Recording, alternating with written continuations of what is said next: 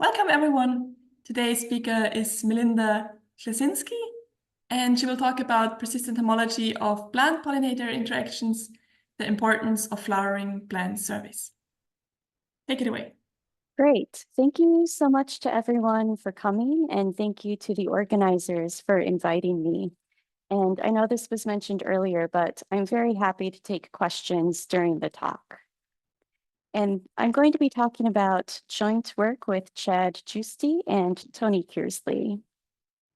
Before I get started, I want to acknowledge my funding source through a NIST NRC postdoc.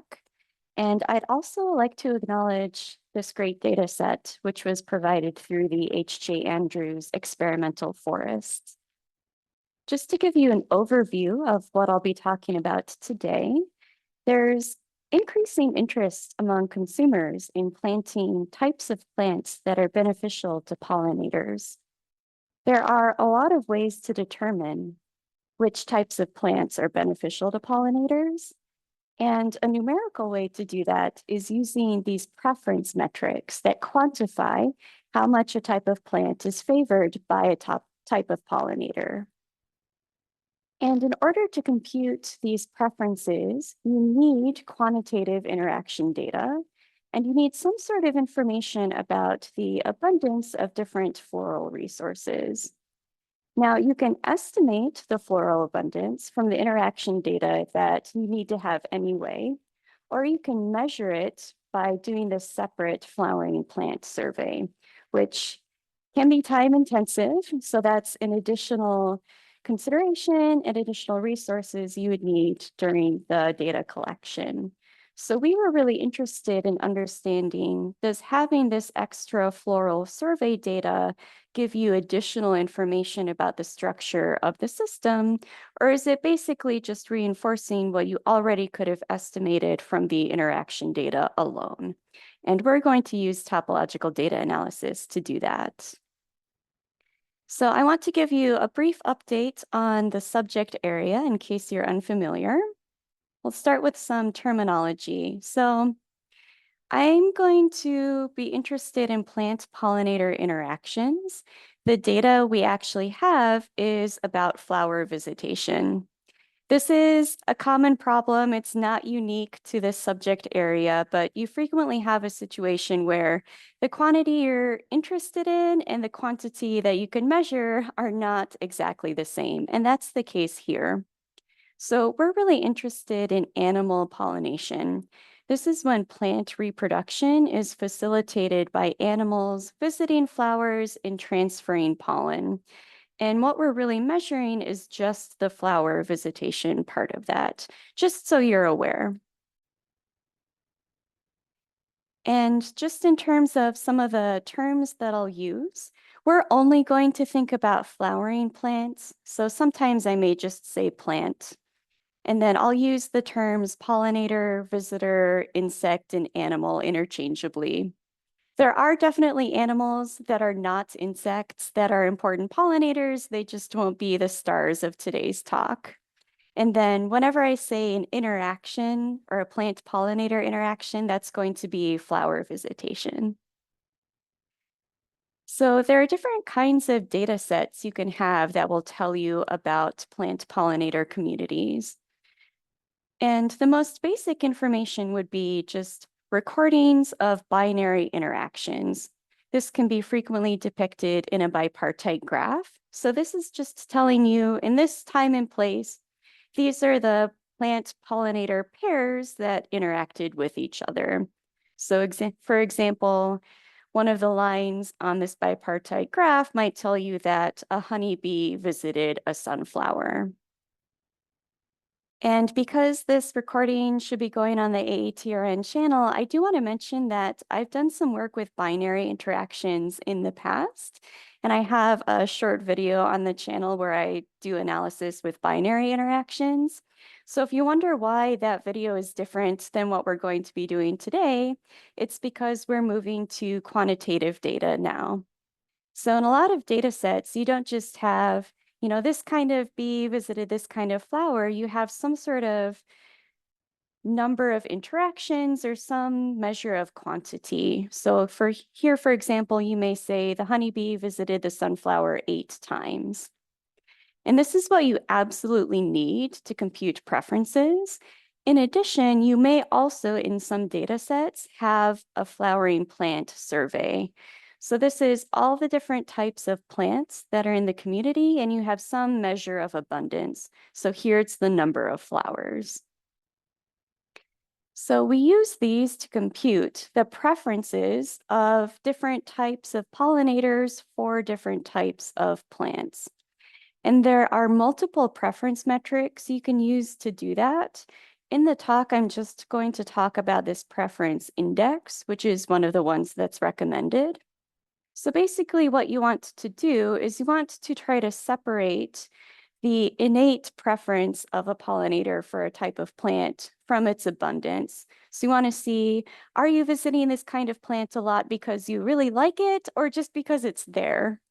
So what you do is in the numerator, we have the total number of interactions between a specific flower and visitor. And that's relative to the total number of interactions for that visitor type. And then in the denominator, we have the number of that type of flower divided the total number of flowers. And the denominator we can compute with the survey data, that's the equation on the left, or we can estimate it just from the interaction data, that's the equation on the right. So on the right, when we estimate this quantity from the interaction data, you're using the number of interactions with that flower type as a proxy for its actual abundance. And here's an example of how you would compute that for the small data set we were just looking at. So if I want to know what's the preference of the honeybee for the sunflower, I would take the number of visits of the honeybee to the sunflower over the total of number of visits made by the honeybee. That gives you the numerator. And then in the denominator, it's the number of sunflowers over the total number of flowers measured either with the survey or just with the interaction data. So these numbers are fairly different. So higher values indicate higher preferences. And what's happening is that when you use the survey data, you're incorporating the information that the sunflower is actually not very common compared to the clover. So the honeybee is actually actively seeking this out. It's not just using the flowers in proportion to their abundance. Okay, we're going to do a bit of math background. I think because this is a topology seminar, many people will know this background, so I'll go kind of fast, but feel free to ask if there are questions. So our basic object of study will be a simplicial complex. And just so we're all on the same page, I'll start with the definition of a graph, which is here. Basically, a graph is a set of vertices and a set of edges. Each edge connects two vertices. If you want to connect larger sets of vertices, you can transition to a simplicial complex. Now I still have a vertex set, and then instead of edges, I have simplices, which are sets of vertices. And we have this consistency requirement for a simplicial complex that if you have a simplex, then all of its subsets have to be simplices as well.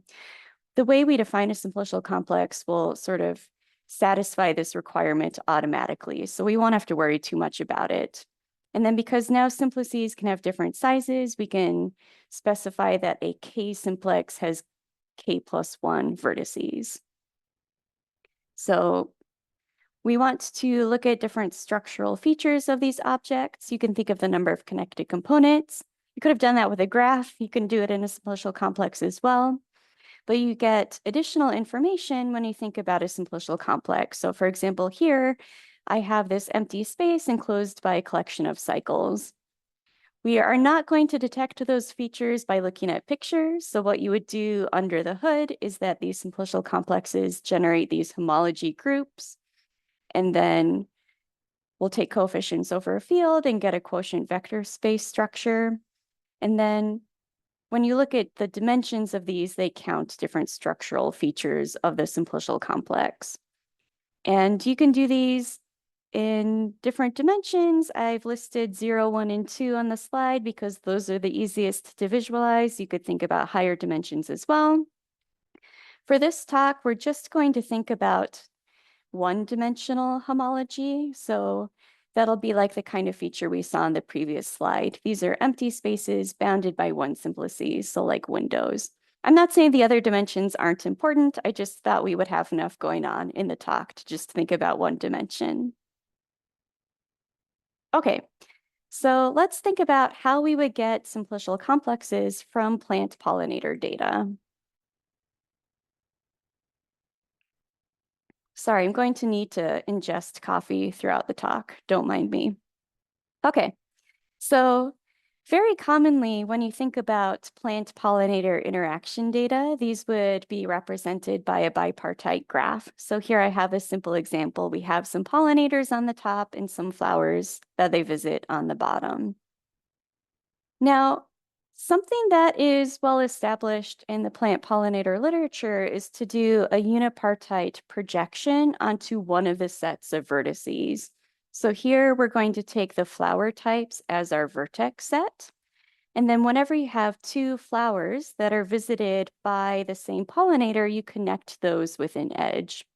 And when you specifically have the flower types as your vertex set, this is also called a foraging graph, or sometimes they do a foraging multigraph. And this is so close to being a simplicial complex. So we're just going to take it the extra step and say, instead of connecting pairs of vertices with a common pollinator by an edge, we'll connect sets of vertices that have a common pollinator by a simplex. Okay, so now you get this simplicial complex here. I've labeled it for the purposes of demonstration, but these simplicial complexes are unlabeled objects. And you can't only do this for plant-pollinator interactions. There's a general process of going from a binary relation to a simplicial complex. This is called a Dowker complex. And this has been used in the past for other types of ecological systems, things like food webs, but we're going to do it for plant-pollinator interactions. And I just want to mention that this is an abstract simplicial complex. We don't have any coordinate information that's inherently associated with the vertices. So in some of the examples, I'll show plots of these simplicial complexes, but I've just arbitrarily chosen the vertex coordinates. If you change the vertex coordinates, you still have the same simplicial complex afterwards. It's not for computations, just for visualization. Okay, so I've made this big deal about the numerical data and these preferences. So how does that come into play? Well, we use those for edge weights in this bipartite graph, and then we'll use that to get a sequence of simplicial complexes. So just for ease of use, I'm going to scale the preferences by the largest value, so we get values between 0 and 1. So if I look, I have different flower types are rows here, and different animal types are pollinators. And then each element of this matrix on the left is a scaled preference. And then we actually want something that's a dissimilarity instead of a similarity. So I'm just going to take 1 minus the scaled preference, and I get this cross dissimilarity matrix on the right. So one thing I want to point out is that a pollinator typically doesn't have really strong preferences for several types of plants. They might have like one or a small number of favorites, and the rest of the plant types, like they're fine with, but there isn't a strong preference. So that means in this preference matrix, in any particular column, I'm going to have a small number of values that are close to 1. And then in the cross dissimilarity matrix, I'm going to have a small number of values that are close to 0. And most of the values here are going to be close to 1. This means when we start looking at the filtration in a second here, most of the interesting stuff is going to be happening for filtration values close to 1, so sort of towards the end. Okay, let's make a sequence of simplicial complexes. So I'll take a value of epsilon, and then I'll look at my cross dissimilarity matrix. And I'll take any value here that is at most epsilon. I'll treat my flower types, which are my rows, as vertices, and then my animal types, which are columns, are going to give me simplices. So I read down each column, and then each column gives me a maximal simplex that was introduced by that type of animal. So here I have a single zero simplex, which contains the vertex F5. So we don't just put all the vertices in at the beginning, they sort of enter gradually. Then if I increase epsilon a bit, I get an additional zero simplex. And then eventually I start adding some one simplices. So if I read down this first column, this animal visits the flower types F1 and F4. So I get the F1, F4 simplex. And then the second column gives me the F2, F3 simplex here. Go a little higher, I get some two simplices. So for the first column, I get the two simplex 1, 2, 4, which is here. And then I also automatically get all the subsimplices. So for example, the simplex 1, 2, it has a common pollinator, this animal A1. And then eventually I get a cycle, and then at the very end, we fill everything in. Okay, let's summarize that information. So if I have this sequence of simplicial complexes, if I'm thinking about the dimension 1 homology, or now the dimension 1 persistent homology, I get a feature that's born at 0.9. I get this cycle that forms. And then I fill it in at an epsilon value of 1. That's when that feature disappears. So we do that for all of the topological features. We get an interval called a bar associated with each feature. We put them together in a multiset called a barcode. So this one just had one feature, so my dimension 1 barcode is 0.91. We're actually going to work with persistence diagrams. So my persistence diagram is points in R2, and I get 1 point for each interval in the barcode with the same multiplicity. And then I get these points on the diagonal with countably infinite multiplicity. Now, this just had 1 point in my persistence diagram. In general, they would have more. And we're going to be interested in taking distances between these persistence diagrams. That gets a little tricky because the barcodes didn't necessarily have the same number of bars. So what we do is we try to find an optimal matching where you're allowed to match things to the diagonal. And then we'll take this Wasserstein distance. So I have here the definition of the PQ Wasserstein distance. I'm going to have a running example where I show the 1-1 Wasserstein distance. So that's where you find the best matching, and then you add up the 1 norms of the differences between the points. Okay, I have to go through a bit more in terms of techniques before we can get to the results.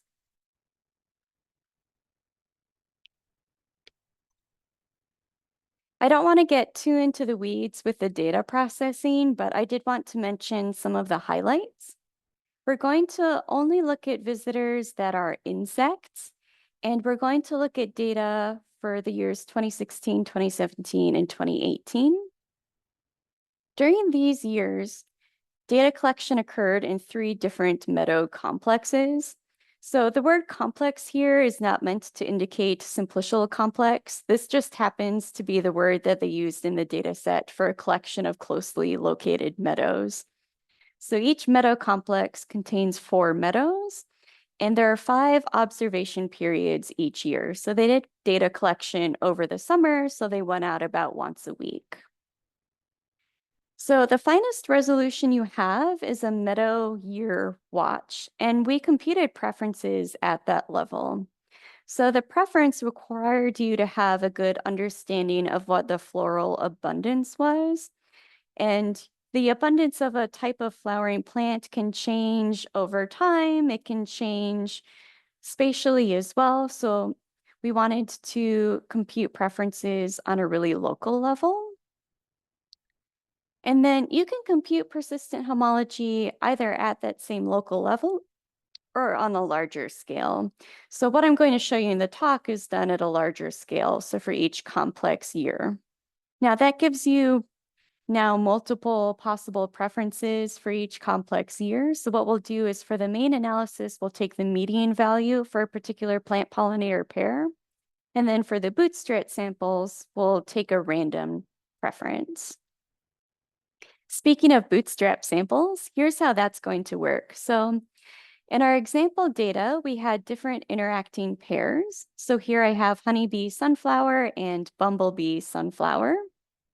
And they had different numbers of interactions. And depending on the proportion of interactions that were associated with each pair, I'll give that a weight. And what I'll do is I'll take weighted subsamples with replacement, so bootstrap samples from this list of interactions.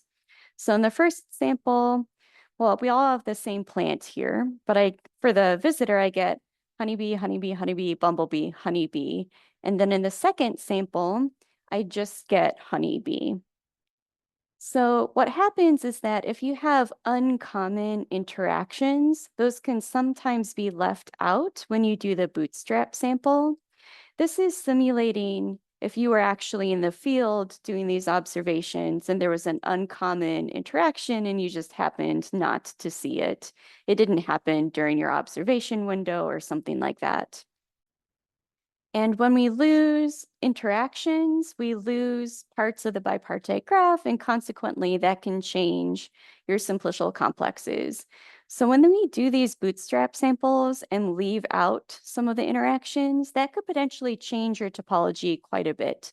So that's going to be introducing some of the variability that we'll see shortly. And then the other thing that we'll do is we will use these topological techniques to rank different plant types.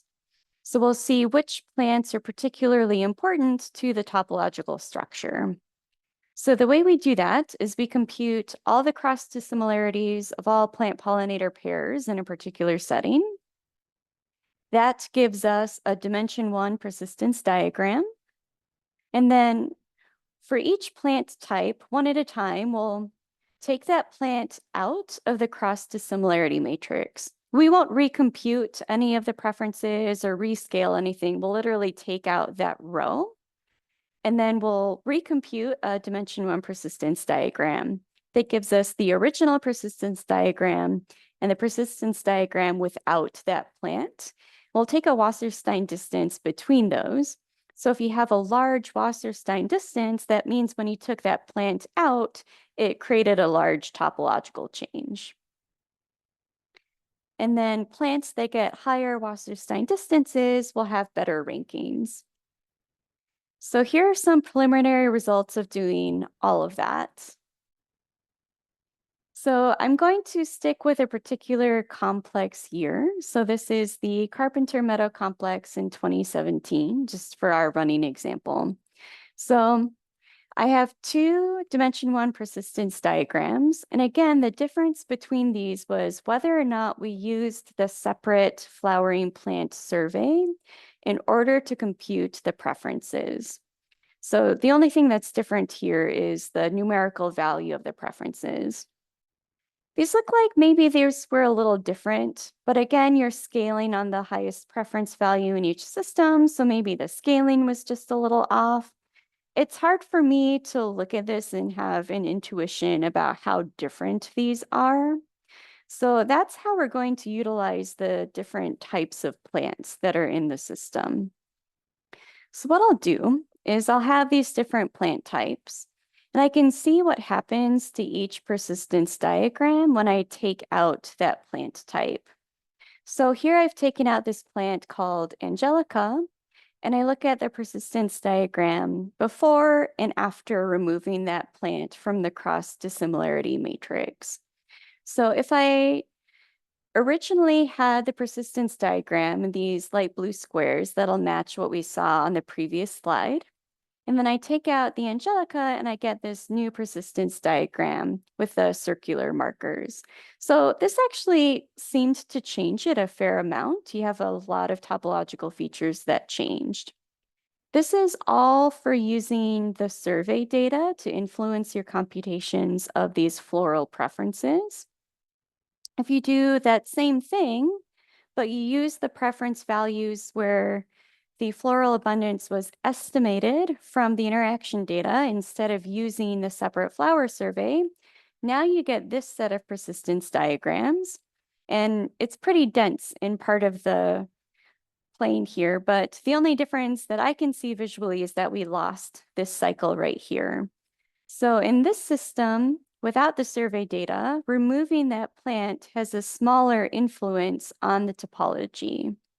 So even though I can't see a huge difference between the original persistence diagrams visually, the different plants are playing very different roles in these systems, which becomes important if you want to do things like understand which plants are important from a real life perspective. So I mentioned that I did that with all of the plants. The plant that I was just showing you, the Angelica, it had the highest Wasserstein distance using the survey data. So this was the plant that when you removed it, it changed the persistence diagram the most. And then here are the next 4 plants as well. If I look at the top 5 plants for the same sort of thing, but without using the survey data, now these are my new top 5. Now, all of a sudden, the Angelica is not on the list at all. So it seems like this is giving you different information about the plant rankings. But I was a little hesitant still because I thought, well, if you were number 1 and you dropped down in the rankings, maybe that's not a big deal if this is essentially like a 10-way tie at the top. So we want to see if that's a stable result or not. So this is where we bring the bootstrap samples in. So I did all of this for 200 bootstrap samples. And I said, for each bootstrap sample, what is this Wasserstein distance-based topological ranking of this plant? So the Angelica was originally number 1 using the survey. In the bootstrap samples, it's still number 1 just about half of the time. And then if it's not number 1, it still has a pretty high ranking.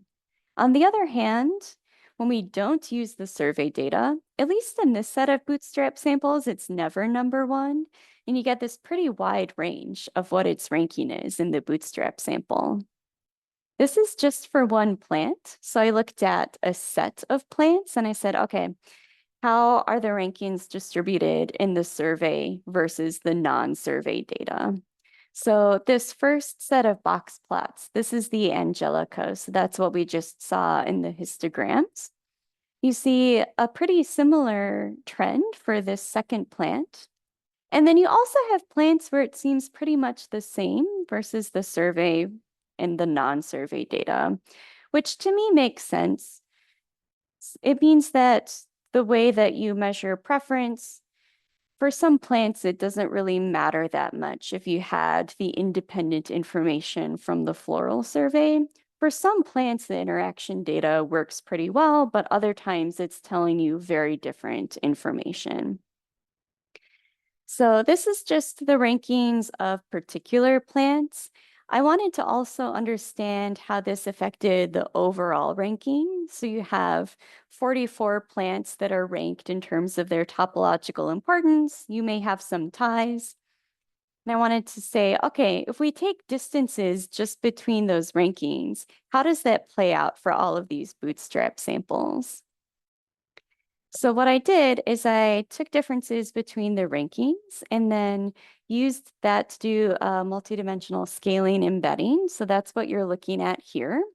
So each one of these dots comes from one of the bootstrap samples, and this is the survey versus the non-survey data points.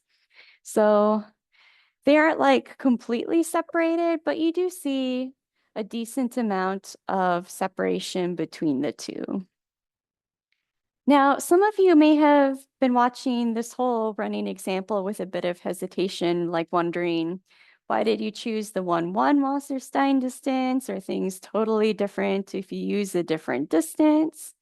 So I don't have enough intuition of the relative importance of small and large bars for this particular kind of data analysis to know whether the 1-1 or the 2-2 Wasserstein distance is more appropriate. So my solution was, we'll just do both. So here's the 2-2 Wasserstein distance, just the final embedding of these bootstrap samples. And to me, this looks pretty similar. I should mention that there are some other things that can change a bit along the way. So if you have your top 5 plants that are ranked, maybe when you switch from the 1-1 to the 2-2 Wasserstein distance, maybe the top 2 will trade places, things like that can happen. But your main conclusion, trying to understand if there's a difference between the survey and the non-survey topology, that seems to be robust to the specific choice of distance between persistence diagrams. Melinda, could I Yes. ask a question? Of course. It's correct to say that multidimensional scaling MDS is unsupervised, right? So this is quite good separation for unsupervised. Yeah, so I didn't do like any parameter tuning or anything. I just said, here's the matrix. I let MDS do its thing. And then afterwards I took it and then I added the colors in to see where everything landed. Right. So I do think that you could probably get better separation if you did some sort of tuning. So for example, there are some plant types like this 4th one, where there's a really large variation in the rankings in both the survey and non-survey data. I think that potentially these are plant types where you have a lot of uncommon interactions. So then when you do the bootstrap samples, it can change the topology quite a bit and things are sort of all over the place. So I think that if you didn't include plants like this, when you were doing this embedding, you would remove some of the noise and you might get this a little nicer looking. But I was just kind of curious if you don't try to do any of that and you just take your raw rankings and see how it turns out, you get something like this, which I thought was pretty nice. I didn't show it, but I also tried some other embedding methods like TSNE, and they looked pretty similar. TSNE has like a bit more of a cluster structure. MDS tends to give you like shapes more like this, but the overall conclusion was the same. Yeah, thank you for asking. And then that's pretty much what I wanted to talk about today to leave time for discussion, but let me just go over some conclusions and summarize what we've gone through. So these data-driven techniques for understanding the importance of different plant types are important for real-world reasons. So for example, you can use methods of measuring preference. You can use really data-driven techniques to decide, for example, which plant types to include in a seed mix that's meant for restoring meadow area, for example. And because these are really important, you want to understand which data types are going to be important as you're studying a system. And in the face of resource constraints, you don't want to do a lot of time-intensive data collection unless it's going to tell you something additional about the structure of that community. And we found using this topological data analysis that the flower survey data does significantly alter the mathematical structure. So it gives you independent information when you do this flowering plant survey. And now I would love to open it up for any questions. Thank you very much. It was a great talk. Let's please all unmute ourselves so that we can clap together. Thank you. Great. Do we have any questions? Otherwise, I can also just start with one while people are thinking. My question is, I feel like in applications of topology, there's maybe 2 different kinds of applications. One where when you hear the problem, you immediately think, ah, yeah, topology is exactly what you're interested in. You're curious about the whole structure of an object. And then the other where you would maybe not immediately see that topology could be useful, but topology is just a descriptor and You just want to see, for example, in this case, it seems to me, what changes between having the survey data and not having the survey data, and why not just look at topology. And then there's, of course, everything in between where like there's a little bit of a reason why homology could be interested. Yeah, so I was wondering, like, do the cycles in this setting have some particular meaning that makes it kind of clear that homology would be a good thing to look at? Or like, it's kind of an open-ended question. Yeah, I think that's a really interesting question. Thank you so much for asking.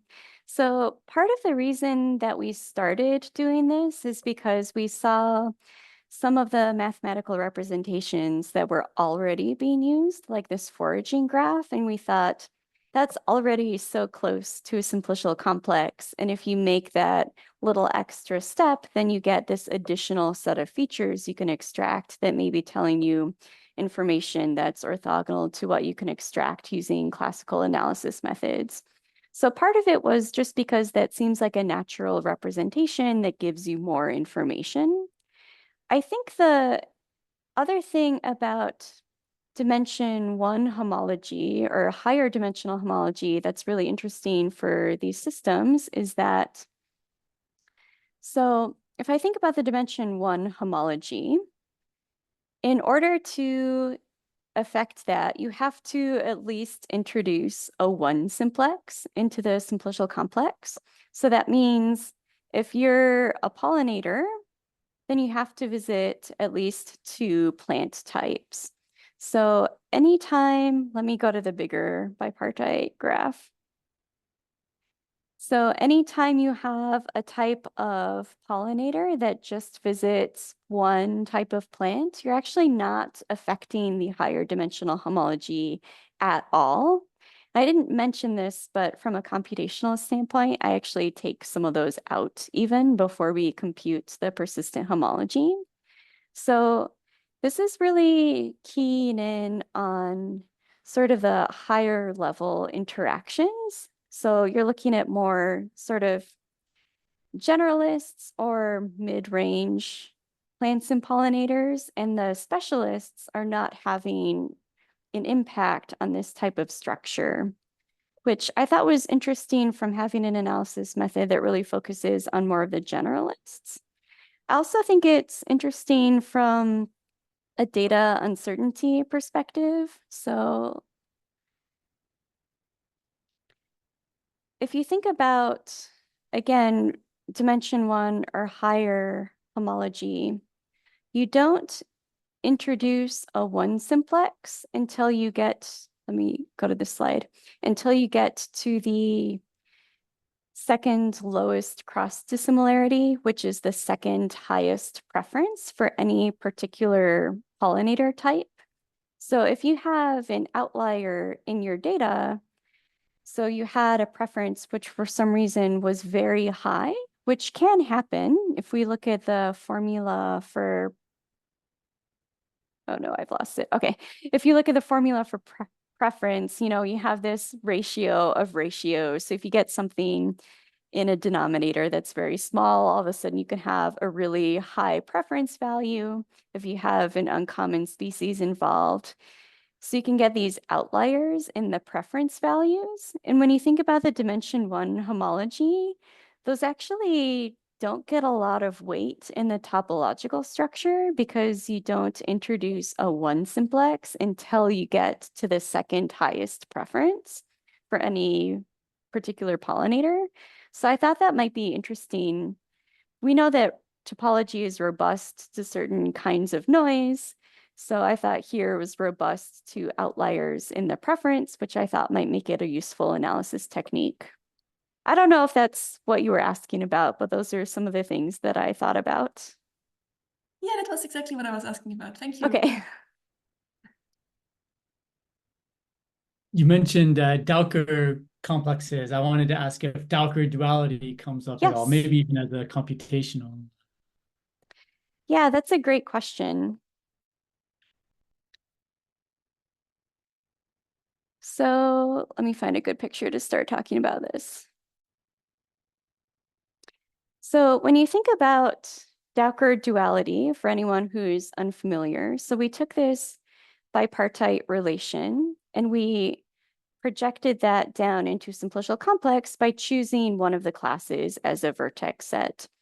Dowker duality is telling you that the homology is independent of that choice of vertex set. So here I have one connected component, one-dimensional cycle, and no higher dimensional homology here. And that would be the same if I had projected onto the other vertex set, which is interesting because if you think about graph properties, those are not independent of the choice of vertex set for a unipartite projection. But you have this independence of the choice of vertex set when you think about the homology. And I didn't really talk about that during the presentation, but that can be useful from a computational perspective. So I mentioned that if you have a pollinator that only visits one type of plant, then it doesn't affect the dimension 1 homology at all because it only introduces a 0 simplex. Because of Dowker duality, you can also say the opposite. If you had a plant type that's only visited by one type of pollinator, similarly, it doesn't affect the dimension 1 homology at all. So there are methods of doing these collapses. So an easy thing to do is just knock off the specialist pollinators. Then you knock off the specialist plants and you just keep alternating back and forth. And that can actually go a few different levels. So if you notice here, the petunia, it doesn't look like a specialist necessarily, but 2 of its visitors are specialists. So if you take those off, so if you take off the Homeris and the Papilio, apologies to the biology community if I've said those scientific names incorrectly, but if you remove both of those, then all of a sudden the petunia only has 1 visitor. So then you can take off the petunia, and then you can do this iteratively, which is really nice because then it really decreases the size of your simplicial complex. So we have done a bit of that to help with the computations, because to do all these bootstraps, we have to actually get a lot of barcodes. So to save yourself on the computations is definitely a help. And I guess just to be careful, let me say when I say specialist, I'm just saying, something that only has one type of partner. It's actually a more complex biological term, but I'm just sort of simplifying it for the mathematical discussion here. Great, thank you. Yeah. And in the meantime, there has been a question in the chat. Oh, great. I feel like the gist of the question is, you said at some point that you're now focusing on one homology in the talk. Is this more because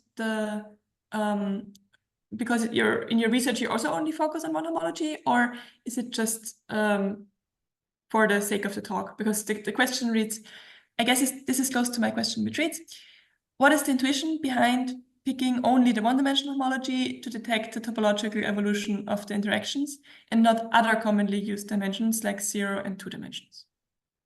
Yeah, so I mainly stuck with one dimension for the purpose of the talk. I will mention that, I think 0-dimensional homology is really interesting because it tells you about the connectivity of the community, which I think is really important from a biological perspective. However, I think that, when you think about 0-dimensional persistent homology, that's related to connectivity, which was more closely related to classical analysis methods, which is why I didn't focus on it as much during the talk.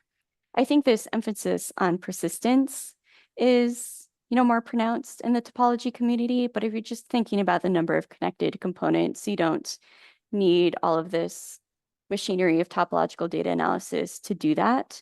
So, if I was actually doing this analysis, I would probably consider I definitely would consider multiple dimensions together. So the 0 and the one-dimensional homology for sure.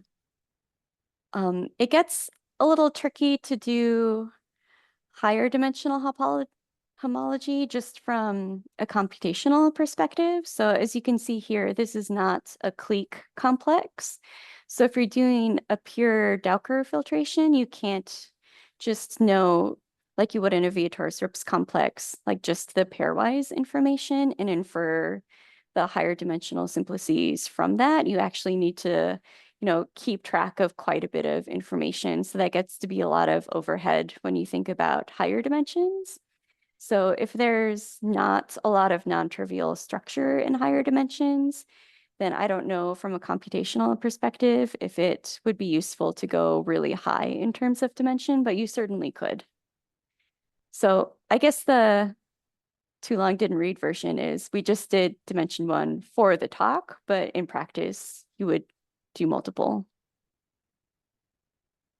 Okay, great. Do we have any other questions?